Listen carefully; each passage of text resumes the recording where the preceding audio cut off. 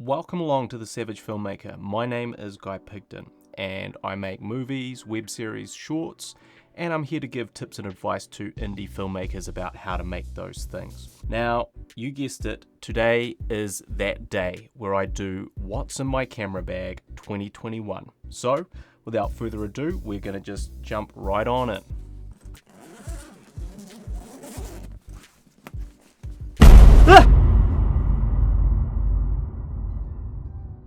What the hell? Who are you? I'm your camera gear, fool! What? You surprised to see me like this? I just didn't expect my camera gear to become sentient. Oh, were you gonna do What's in My Camera Bag video 2021? Yeah. Yeah, just talking about all that amazing expensive gear you have. Yeah. All that gear that most normal people could never afford. Wow. Feeding our corporate overlords and glamorizing the wasteful excesses of a YouTube community who favor the short-term incremental advancements of shiny new equipment over the real mastery of their craft over time. Is this about all my Pocket 6K Pro videos? It's about you being full of shit.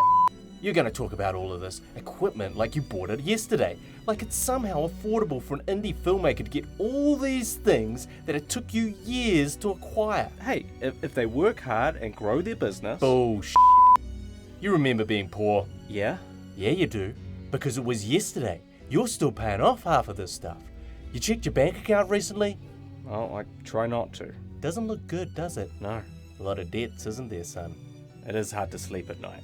Ain't gonna be no sleep with those gear debts on your mind. So what should I do? Are you a real indie filmmaker or are you just a YouTuber who says he makes films? I'm an indie filmmaker. Then you do an indie filmmaker's survival gear guide. All the gear you need to take that first step into making movies on a budget. That actually makes a lot of sense. The camera gear knows all. Now, close me up. Go on. Close it. Yep, there we go.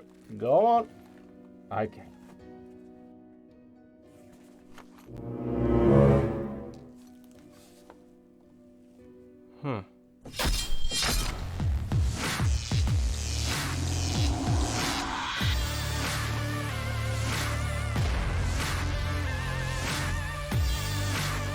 As someone who's made indie films for over a decade, these are my top picks for an affordable, versatile, minimal indie filmmaker setup that ticks all the boxes. I'm going to try and keep it simple. I will try and recommend only one item per category, one lens, one mic, one camera, but I'm going to cheat a little bit and give you a few additional options at different price points if you want to save money. The camera. You want to start making movies, then start with your camera. Cinema quality cameras have never been cheaper, although this is probably going to be our most expensive purchase, but also the most vital. If you follow my channel, there's no surprise what I'm going to recommend here. The Blackmagic Pocket Cinema Camera 6K Pro. Why this camera? It's cheap, relatively speaking, compared to any other camera on the market that offers these specs. 6K, raw shooting, 5-inch touchscreen monitor. There is nothing that can compete in terms of value for money. You also get DaVinci Resolve 17 to edit your cinematic masterpieces with, so you can get rid of the expensive Premiere Pro license and its constant crashes. The 6K Pro has built-in ND filters, so you don't need to buy one or several separately for your lenses. The tiltable monitor is also big and bright enough to use without requiring a separate external monitor to film with. More savings. It shoots on cheap SSD hard drives or SD or CF cards. It has mini XLR cables to run two mics into, and its preamps are surprisingly good. Not to mention all the various shooting options, 6K B-RAW, 4K ProRes, 1080 ProRes, and many other resolutions in between. Without a doubt, the 6K Pro offers you the most bang for your buck of any camera at the time of making this video. Just get ready to buy a shit ton of spare batteries. On the bright side, even those batteries are cheap. If you want to see an affordable way to rig out this camera for more filming flexibility, check out my video here. But what about the old models, I hear you ask? They're even cheaper now the 6K Pro has come out, particularly second-hand. Yes, these cameras also provide excellent image quality, but let me explain why you shouldn't buy these. The Pocket 4K is a micro four-thirds sensor. in my opinion, Micro Four Thirds lenses just don't offer the depth of field to often achieve what I consider the cinematic look, because it's so much harder to get separation between your background and your foreground, which means you have to buy a speed booster to use EF glass. You can buy the Viltrox version and save money, but I have heard many stories about their unreliability. If you choose to buy the more reliable and higher quality Metabone speed boosters, you are spending an extra $650, which then means the camera is now almost exactly the same price as the original Blackmagic Pocket 6K, which offers a superior sensor and a direct connection to EF lenses. Okay, so why not buy that Pocket 6K instead of a 6K Pro to save some money? Well, again, your savings are negated by the fact you will need to buy an extra monitor. The original 6K's touchscreen does not tilt, which is not very convenient for constant filming, and neither is it bright enough to use in very sunny conditions. You'll also need a cage to connect this external monitor to the camera body, and by the time you've done both of these things, you've spent about the same amount as you would have just buying the Pocket 6K Pro outright. So considering all the additional features of the 6K Pro, and the fact the other models will cost close to the same to get up and running really effectively, it's a no-brainer to opt for the newer model. The 6K Pro is the perfect introduction into the world of RAW filming, and also high-resolution filming. But with these advances come hidden costs, which I talk about here. And maybe $2,500 seems too much for you, and maybe you are quite happy filming in HD, in which case there's a whole world of options out there, especially if you go second-hand. You can pick up a Canon C300 Mark I for under $1,500 on eBay. It offers a high-quality, efficient HD codec, good low-light performance, and excellent onboard preamps for running sound directly into it. I've owned this camera, and I love this camera. The final suggestion for around $700 on the used market is the original OG DSLR camera, the Canon 5D Mark III. Apart from how affordable it is, why this camera in 2021? 2 words: full frame, which means it offers something none of the other cameras on this list can. You get delicious bokeh, phenomenal low light performance, and yes, those wonderful Canon colors. I've shot my most recent feature film on this camera. You want an endorsement? Go watch that right now on Amazon Prime for free and see what a $700 camera is capable of. Lens. Your camera is just an expensive paperweight until you purchase a lens. The lens gives your camera life, and my go-to lens is the famous Sigma 18-35mm art lens at $680. Why is this lens so often used? Because of its versatility. The 18-35mm focal range means you can capture great wide shots and close-ups, and because of its aperture of 1.8 wide open, it is great for shoots where you don't have much light. Well, on an indie film, that's going to be a lot of the time. So having a lens with a low f-stop is crucial.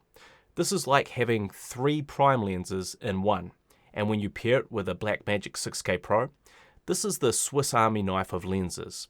If you could use only one lens for an entire shoot, there are few more capable than the Sigma 18-35. That means it's a great place to start for any indie filmmaker. The only con of this lens is that it does not have in-body stabilization, but it's well worth the trade-off. And there's a type of magic sauce that occurs when you combine the Sigma with a Blackmagic Pocket Cinema camera. The results? Perfection. If you're going with a full-frame camera, like the Canon 5D Mark III, just swap out the 18-35mm Sigma for the Sigma 24-35mm f2. It's maybe not quite as good, but will provide most of the same benefits, but for full frame. Some people complain about the Sigma lenses being a little clinical and overly sharp, and perhaps lacking in character. So, as my bonus recommendation, I suggest the Helios 44-2, a Russian vintage 55mm lens. Why this lens? At 55mm, it will complement your 18-35mm Sigma perfectly, providing you a tighter close-up option with a softer, swirly bokeh with all the character in the world. It's a unique and different look, and best of all, you can find this lens second-hand on eBay, often for under $100. A note on lenses. Currently, of the lenses I own, none of them were purchased new. I always buy second-hand, As long as you buy from someone reputable and preferably have the option of a return window, there's nothing wrong with looking on the used market, where you can purchase lenses for often half of what they might cost new. Tripod. I've got some bad news, indie filmmakers. Handheld cinema verite style shooting is played out. Get your camera on sticks whenever you can and compose your shots with that Kubrick precision. I suggest the E-Image 2-stage aluminium tripod with the GH05 head for $359. While you would certainly consider this a cheaper tripod, it's very functional and gets the job done. No, it's not fancy, and there are better options out there, but to keep your budget on point, this is a great choice. But please note, you will spend a lot of time with your tripod. He or she will become a dear friend that you always turn to on set for a helping hand. Someone you rely on and trust with your most prized possession, your camera. Do you want that experience to be smooth, comfortable, easygoing and fun? Or do you want to be fighting day in and day out with them, asking them to do things they're just not capable of? If you chose option A, then invest in your tripod now. If you want to take your relationship to the next level, look at the E-Image carbon fiber version with the GH06 head. In years to come, with that tripod standing beside you, looking out at another beautiful sunset you're capturing together, you'll be happy you didn't go the cheapest route. True love. Microphone. Nice pictures are great, but they mean nothing without good audio. Time and time again, I see indie filmmakers pour all of their work into their visuals while neglecting their sound. Don't be one of those people. For its versatility and affordability, I recommend the Deity VMic D3 Pro for $200 US.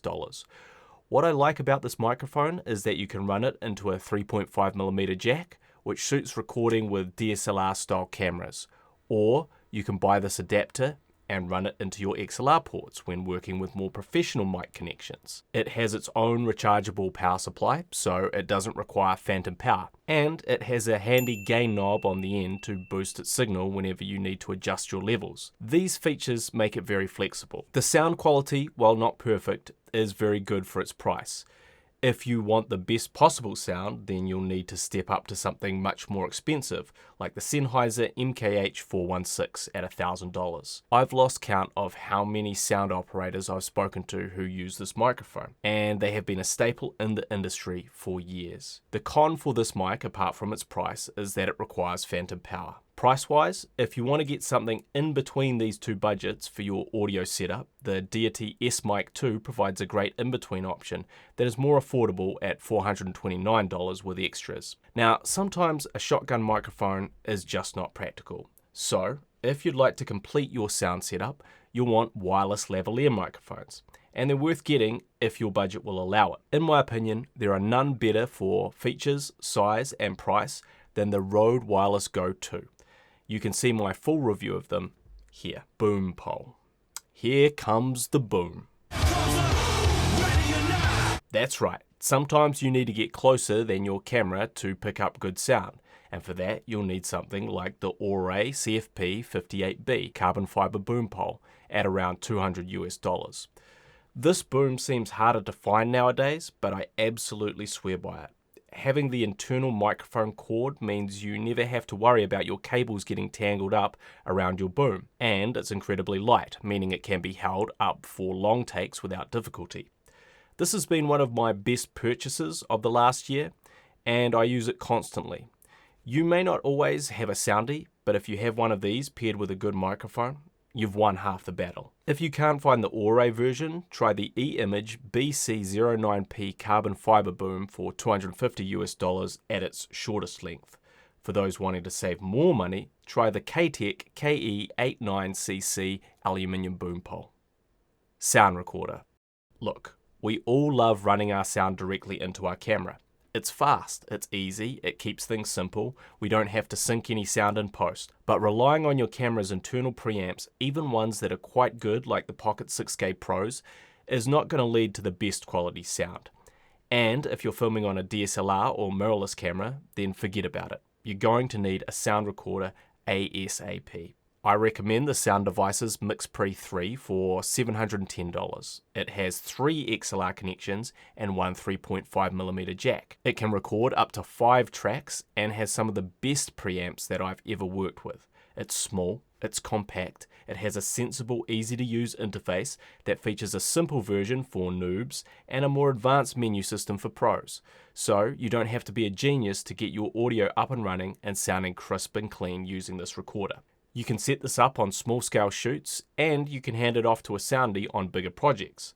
The new version, the MixPre 3-2, has 32-bit floating point recording, which essentially provides a way to record your audio without peaking.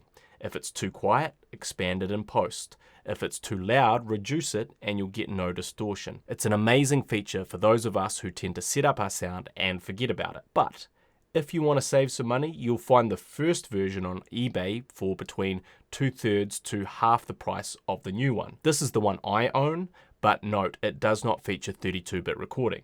And if you really want to save some money, you can use the Tascam DR60 DMK2 field recorder for $200, or even less secondhand. While it's not as feature-rich as the MixPre 3 and its preamps are not as good, it's excellent value at this price and will definitely satisfy the more budget-minded filmmaker. It also has a convenient mounting point on top to attach your camera. Lighting. I could dedicate a whole video to lighting, but for us we're going to keep it as simple as possible. While many of you have seen the Aperture 120D and a light dome to be the favorite setup of the YouTuber, for me, it's just a little too expensive. I recommend the Falcon Eyes 12T at $200. It's a simple rectangular light, but as I've tried to stress with this list, it exemplifies versatility. You can use it as a hair light or backlight, as I am now. You can use it as a key light. You can use it as a fill light. It provides great, soft, bright light. No, it's not by color, but you don't need it to be. Just set it up, turn it on, and forget about it. Forget about it. Forget about it? Forget about it. Forget about it. Forget about it. Forget about it. Forget about it. Forget about it. It won't provide the most beautiful light, and it's not the most powerful, but it works on almost any set. I'm constantly taking this to corporate jobs because of its size and weight, and the fact that you can power it using a V-mount battery or mains power. It's just so compact, you can basically put it anywhere, and it only takes a few seconds to set up. Did I mention it's cheap? And you could also upgrade to his big brother, the Falcon Eyes RX18T at $250. Now, as a companion piece for these lights that offers amazing value for money at $100, I also recommend the Aperture ALMC. This tiny light is magnetic and can be stuck on practically anything. It has programmable lighting effects and a full RGB spectrum of colors. You can use this as a simple eye light or pop it in the background of your scene as an accent light. The possibilities are endless, as this little fella can do it all. There are still many costs we haven't factored in. Things like camera bags, memory cards, battery solutions, cages, shoulder rigs. But don't worry, you'll find a lot of that information in my previous rig builds here. The truth is, part of being a good indie filmmaker is learning to do a lot for very little. So start with these basics and work your way up. If you've enjoyed this video or found it helpful, please consider giving it a like and subscribing. And if you'd like to support this channel, check out the link in the description to watch my new feature film, Older, available free on Amazon Prime and Tubi. If you dig it, maybe consider giving it a review. Got a question about gear for your next indie film? Well, chuck it in the comments and I'll do my best to answer it there or in a new video. As always, I am the Savage Filmmaker, and I'll catch you on the next one. Ow! Ow! I do. I'm an indie filmmaker.